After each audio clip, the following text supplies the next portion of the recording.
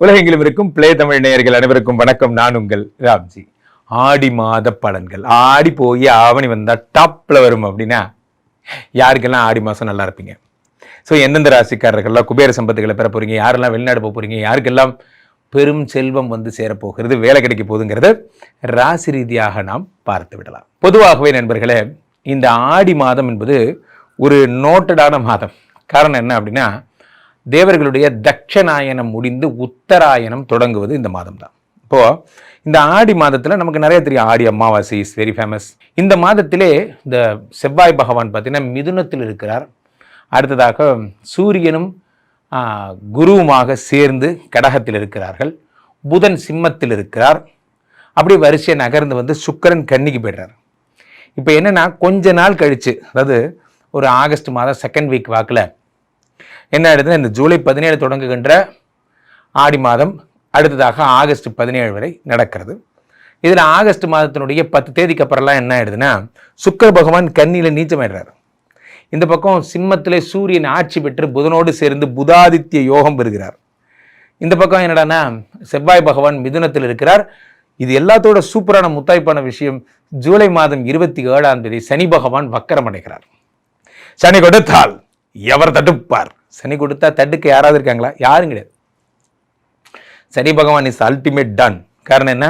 அவர் ஒன்றும் பண்ண முடியாது. ஏன்னா அவர் அதனால தாங்க அவர் சனி. அது வந்து ஜூலை மாதம் 27ஆம் தேதி ஹீஸ் வெரி ஒரு ஃபாஸ்ட் ஃபார்வர்டு மோஷனில் எல்லாருக்கும் ஹெல்ப் பண்ணுறாரு. ஸோ அப்போ அருட்கடாட்சத்தை அள்ளி வழங்குகிறார் ஜூலை 27. யார் யாருக்கெல்லாம் 7 சனி, அஷ்டம சனி, அர்த்தாஷ்டம சனி, கண்டக Shani, all problem clear. Shani பகவான் will become a good god. அப்போ அது வரைக்கும் என்ன ஆகுது, உங்களுக்கு வந்து ப்ராப்ளமேட்டிக் காடாக இருந்த சனி பகவான் இனிமே மங்கள சனியாக மாறுகிறார். அதே மாதிரி சனி பகவான் வந்து அப்படியே குருவினுடைய பார்வைப்படும் பொழுது என்ன ஆகுது, குரு பார்வைப்பட்டுகின்ற சனி பகவான் குருவால் மங்களச்சனியாக மாறுகிறார். இதெல்லாம் நடக்க போகிறது. ஸோ ஜூலை மாதம் முடிந்து இந்த ஆகஸ்ட் மாதத்திற்குள் இந்த ஆடி மாதத்தில் இத்தனை சிறப்புகள் இருப்பது ஒரு பெரிய விஷயம். இதில் ஒரு முத்தாய்ப்பான விஷயம் என்ன, காலபுருஷனுக்கு 1-8 குடைய அதாவது செவ்வாய் பகவான் 3ஆம் இடத்திலே மறைவது விபரீத ராஜயோகத்தை தருகிறது. விபரீத ராஜயோகம்னா என்ன பண்ணலாம் அப்படின்னா, இந்த விபரீத ராஜயோகம் என்பது வாழ்க்கையில் பூமி லாபங்களை உண்டாக்கக்கூடியது. ஏன்னா செவ்வாய்னா பூமிகாரகன். இப்போ பூமி லாபங்களை உண்டாக்கக்கூடியதாக இருக்கிறது. இது கோர்ட்டு, கேஸு, வழக்கு, வம்பு, போலீஸு பிரச்சனை, கட்ட பஞ்சாயத்து, ஆல் ப்ராப்ளம் கிளியர் அப்படிங்கிறதெல்லாம் இனிமேல் உங்கள் வாழ்க்கையில் நடக்கப் போவதே இல்லை. சூரியனும் ஆதித்யனும் புதனும் புதாதித்ய யோகம் என்பது பெரும் புகழையும் அறிவையும் பணச்சிறுவையும் தரக்கூடியதாக இருக்கும். சுக்கிர பகவான் கன்னியிலே நீச்சமாவது அப்போ ரொம்ப சந்தோஷம். நீ போராஜா அப்படிங்கிற மாதிரி. நிறைய பேருக்கு சுக்கிரன் நீச்சமாகிறது நல்லது, பாதி பேருக்கு சுக்கிரன் நீச்சமாவது கெட்டது. அடுத்த 2 மாதங்களில் வளர்ச்சி கண்ணு முன்னாடி தெரியுது. நான் என்ன டெவலப் ஆக போகிறேங்கிறது என் கண்ணு முன்னாடி தெரியுதுரா அப்படிங்கிற மாதிரி. இந்த ஆடி மாதம் நிறைய பேருக்கு ஒரு ஸ்டார்ட் அப் மாதமாக இருக்கும். நீங்கள் இந்த ஆடி மாதத்தில் என்ன பண்ணுறீங்களோ அது வந்து உங்களுக்கான பயண தொடக்கம்னு வச்சுக்கலாம்.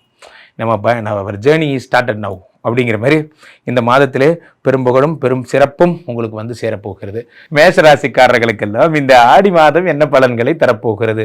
ஆடி போனா அவனி, அந்த மாதிரி தான் ஆடி மாதம் வந்து எப்படி சொல்கிறது, உங்களுக்கு கடன்கள் கிடைக்க போகுதுங்க. என்ன கடன்கள் என்றால், 3ஆம் இடத்திலே செவ்வாய் பகவான் வருகிறார். 8 குடைய செவ்வாய் 3இல் மறைகிறார். விபரீத ராஜயோகம். அது என்ன செவ்வாய் சார் கடன் வாங்குறது ஒரு சந்தோஷமா சார் அப்படின்னா, எல்லோருக்கும் கடன் என்பது ஒரு பொருள் கிடையாது. நல்லா புரிஞ்சுக்கோங்க. ரொம்ப நாளாக பிஸ்னஸ் லோன் ட்ரை பண்ணிட்டு இருக்காங்க, இன்வெஸ்டர் யாரும் கிடைக்கல. பேங்க்லேருந்து லோன் கிடைச்சா கம்பெனி டெவலப் பண்ணிடலாம், என்ன பண்ணுறதுன்னு தெரியாமல் தடுமாறுறவங்களுக்கெல்லாம் 8 குடையவன் 3ஆம் இடத்தில் மறையும் பொழுது உங்களுக்கு இன்வெஸ்ட்மெண்ட் கிடைப்பதற்கான வழிகள், கடன்கள், பேங்க் கடன்கள் கிடைக்கிறது. ஸோ 8 குடையவன் 3ஆம் இடத்தில் மறையும் பொழுது பழைய நகைகளை மீட்டுறீங்க. அப்புறம் பிளட்ஜ் பண்ண விஷயங்கள் எல்லாம், லேண்டு டாக்குமெண்ட்டு, வீடு டாக்குமெண்ட்டு, எல்லா டாக்குமெண்ட்டும் மீட்டுறீங்க. ஸோ இதில் என்ன ஒரு பெரிய விஷயம் அப்படின்னா, இந்த 3ஆம் இடத்திலே இந்த செவ்வாய் பகவான் அதி அற்புதமான ராஜ பலன்களை தரும் பொழுது நிறைய பேருக்கு கவர்மெண்ட் ஜாப் என்பது கிடைக்கிறது.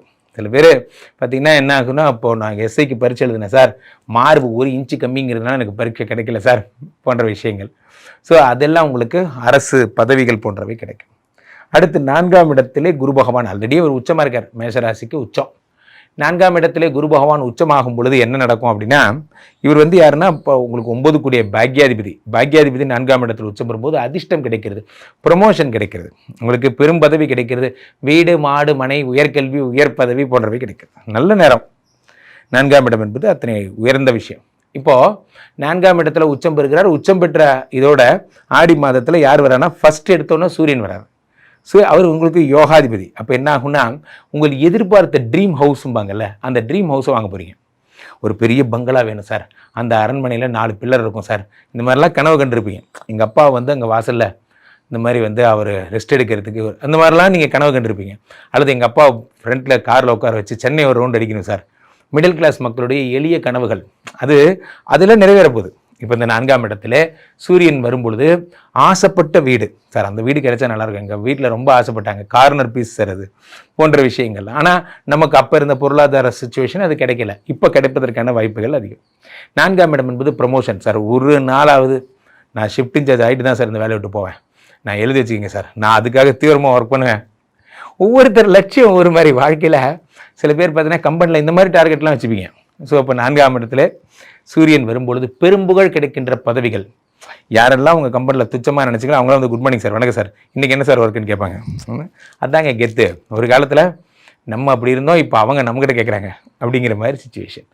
இதுக்கு அடுத்ததாக 5ஆம் இடத்திலே சூரியனும் புதனுமாக சேர்கிறார்.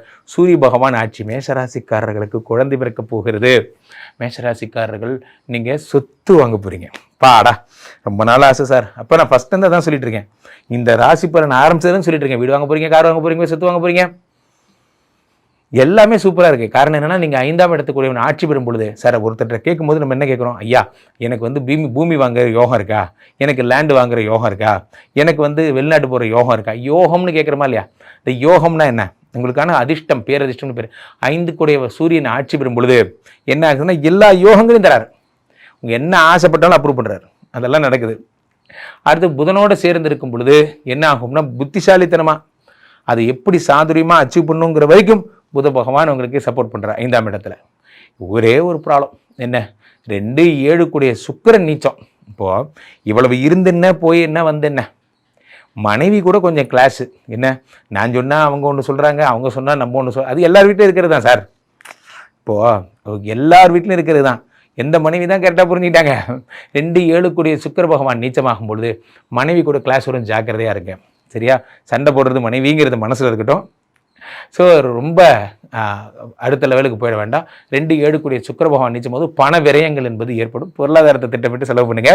மேஷராசிக்காரர்கள் ஆடி மாதத்தில் குதூகலிக்க போகிறீங்க, புது சொத்தாக வாங்க போகிறீங்க. இந்த மாதம் நீங்கள் என்ன செய்யணும் அப்படின்னு பார்த்தீங்கன்னா, பெரும்பாலும் யாராக இருந்தாலும் சரி சூரியனாரை வணங்க வேண்டும். சூரியனார் யார்? கதிரவன், ஒளிக்கடவுள், அவரை வணங்கணும். அவரை எங்கே வணங்கணும்? நீங்கள் பெரும்பாலும் சூரியனார் கோயில் போய் வழிபடலாம். அல்லது சென்னையில் ரெட்டில்ஸ் பக்கம் ஞாயிறு கோயில்னு ஒரு கோயில் இருக்குது, அங்கே சென்று வழிபடலாம். அதே மாதிரி நீங்கள் சுக்கிர பகவான் நீச்சம் என்பதால் பிரீத்தி செய்து கொள்ளணும்னு நினைக்கிறவங்க ஸ்ரீரங்கம் சென்று இந்த சுக்கிர பகவானை வழிபடலாம். அல்லது நீங்கள் காஞ்சி காமாட்சியை வழிபடலாம், அல்லது மாங்காடு காமாட்சியை வழிபடலாம். இது மாதிரியான வழிபாடுகள், சுக்கிர வழிபாடுகள் எல்லாம் உங்களுக்கு மிக உயர்ந்த பலன்களை தரும். காரணம் என்னவென்றால், இந்த சுக்கிரமூர்த்தி சுபமிகு ஈவாய் வக்கரமின்றி வரமிக தருள்வாய் வெள்ளி சுக்கிர வித்தக வேந்தே அள்ளி கொடுப்பாய் அடியார் கருளேனா. ஸோ அப்போது சுக்கிர பகவான் வெண் தாமரை வைத்து இந்த சுக்கிர பகவானை வழிபட உங்களுடைய பிரச்சனைகள் எல்லாம் எவ்வளவு சீக்கிரமாக கடகடன் சால்வ் ஆகுதுன்னு மட்டும் பாருங்கள். அவ்வகையில் நீங்கள் எதாக இருந்தாலும் நீங்கள் இந்த மாதம் புதாதி நம்பர் 1 தொடங்குங்க. போட நிறைய விஷயங்கள். சூரியனை வழிபடுதல் இந்த மாதம் சிறப்பு. ஆக ஆடி மாதம் அளவு கடந்த செல்வங்களை தரும் மாதமாக விளங்குகிறது. தொடர்ந்து என்னை கான்டாக்ட் பண்ணணும்னு நினைக்கிறவங்க கீழே போயிட்டு இருக்க இந்த நம்பரை கூப்பிடுங்க. உங்களுடைய சொந்த ஜாதகத்தை பார்த்து கொள்ளுங்கள். உலக புகழ்பெற்ற நமது விஸ்வரூப விஷ்ணுமாயா எழுந்தருளில் இருக்கக்கூடிய புனிதமான இந்த ஸ்ரீமடத்திலே தினசரி நடக்கின்ற விஷ்ணுமாயா ஹோமங்களில் கலந்து கொள்ளுங்கள். ராம்ஜி சுவாமிகளிடம் என்னுடைய இன்ஸ்டா ஐடியை ஃபாலோ பண்ணிக்கோங்க. ஒரு முறை ஸ்ரீமடம் வந்தால் உங்கள் வாழ்க்கையில் எல்லா பிரச்சனைகளும் சரியாகிவிடும். மீண்டும் ஒரு நல்ல பதிவில் சந்திப்போம். நன்றி, வணக்கம்.